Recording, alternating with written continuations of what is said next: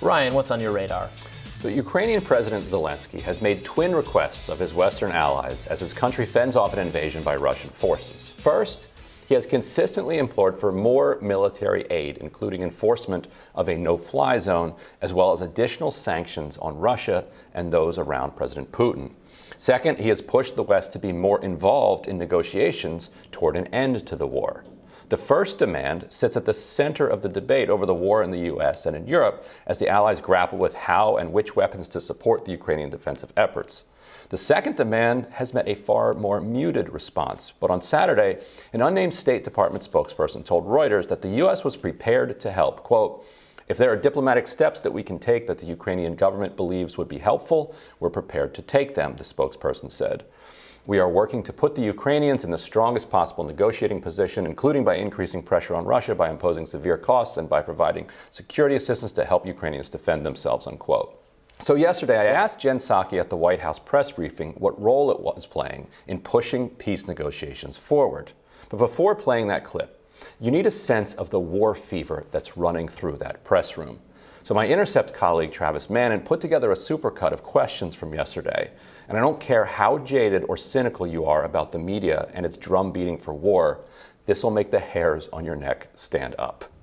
Zelensky and other Ukrainian officials have made so clear that what they believe they need the most is more warplanes and fighter jets. So why is the U.S. assessing something different?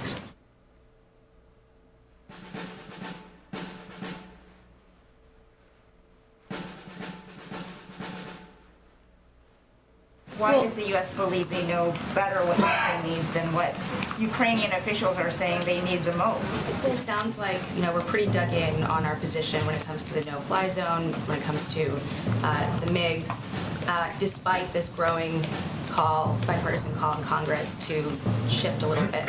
So, to put it bluntly, is Zelensky wasting his time tomorrow asking for these things? President Zelensky is going to be speaking to Congress tomorrow. He's been pushing for fighter jets, a no-fly zone. You have to hear some of those same requests tomorrow as well. Has the administration shifted on that at all? Estonia, though, calling for a no-fly zone. They're a NATO member. They share a border with Russia. How do we view their calls for a no-fly zone? And on President Zelensky's address tomorrow, of course, he is expected to ask for more assistance, as my colleague noted. A lot of the U.S. positions on that haven't changed, as you just said, when it comes to the no-fly zone. But on the aircraft specifically, the Pentagon said last week that Secretary Austin said they do not support the transfer of additional fighter aircraft at this time. Is that still the United States' position? Would a strike in Poland on supplies or anything really automatically be met with a forceful response, or simply a conversation amongst allies about how to respond? There are reports that a Russian drone made its way into Polish airspace before going back to Ukraine and being shot down.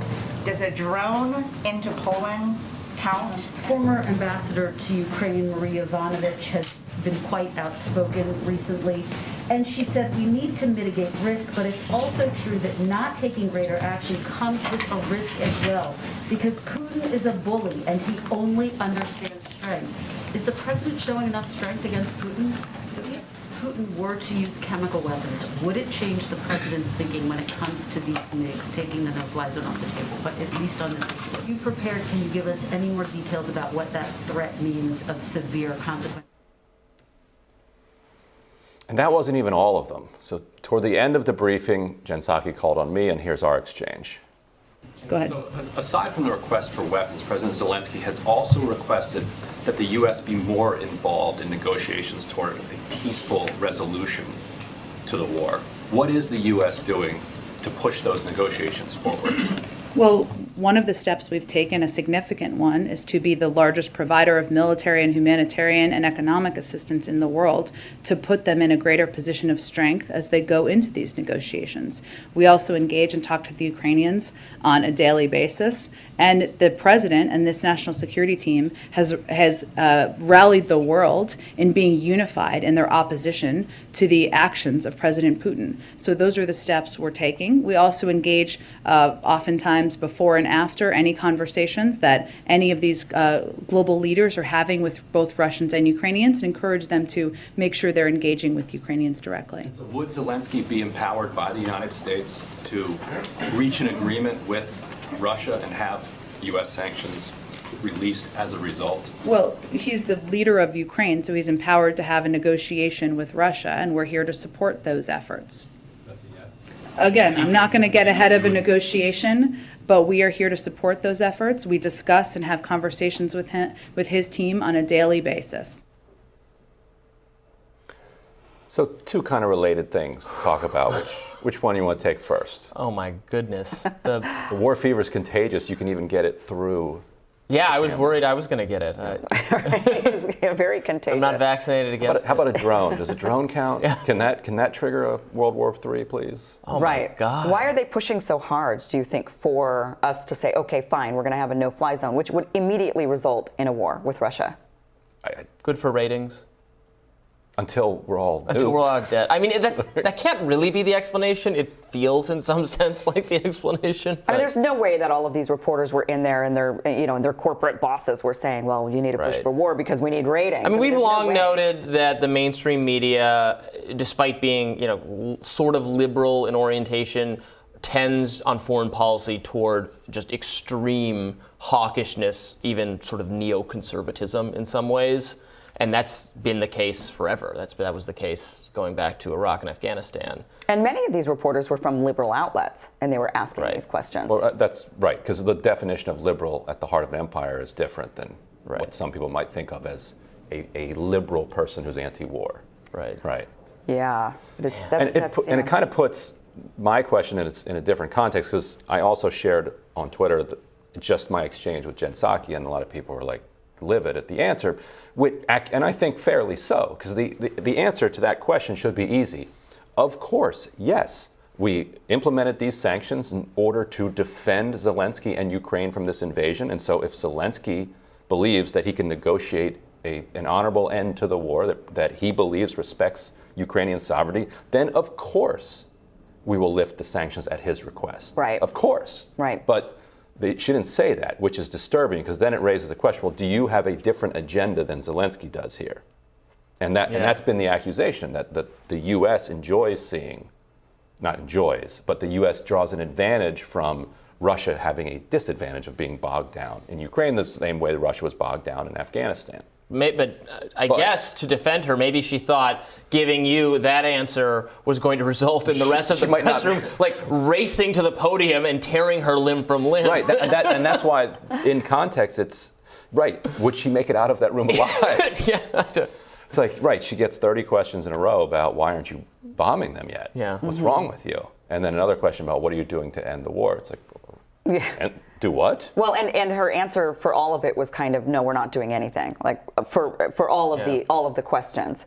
Yes, right. And to her great credit, she kept saying, we're not doing a no-fly zone. You know, a no-fly zone means shooting, and she would say that. She would explain this as if she had to.